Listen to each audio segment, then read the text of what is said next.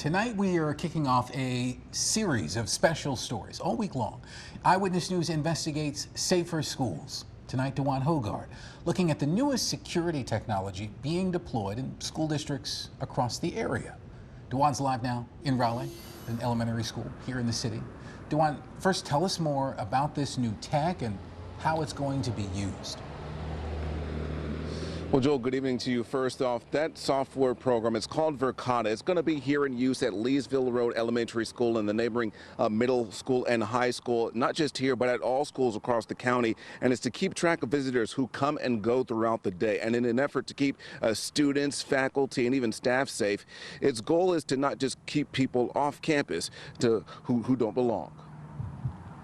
At nearly every school, the front office is the first line of defense, tracking who comes in and who comes out. And Senior Director of Security for Wake County Public Schools, Russ Smith, is leading the way in a push for a more efficient way to promote school safety for foot traffic on campus. Smith, as seen here on April 11th in a school board meeting, making his case for Wake schools to transition to Verkada's visitor management software. Verkada meets all of the things that we're looking for as far as the sex offender registry, doing hall passes, and being able to network and input so that this would, all together, one of the things that's going to make our campuses safer. The board unanimously approved Verkada to the tune of $532,000 that they received from a grant and has agreed to use the software for 3 years. We were fortunate enough to get a grant from the North Carolina Center for Safer Schools, which is funding what we're putting in place. As school tragedies continue to play out across the nation, Smith says Wake school board leaders were proactive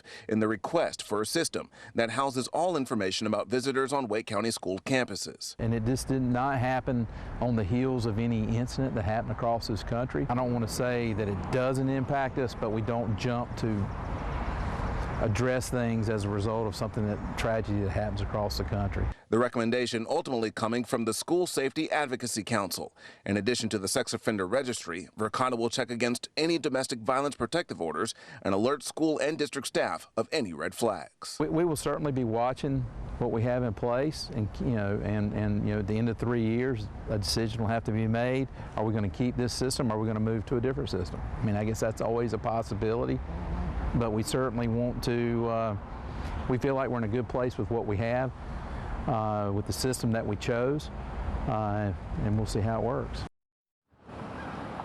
And there are a lot of schools within the Wake County public school system, so you can imagine just the task at hand that folks here, administrators, will have in putting all of this together. But you can expect Verkada to start being used beginning the next school year, as soon as July, when year-round schools begin to track back in after their summer break. So what we do know also is that the policy committee, they will meet again next week to discuss how best to implement this with the rules and policies that the board will have to put in place so it's used properly. We're live in Raleigh tonight. Dewan Hogard, ABC 11 Eyewitness News.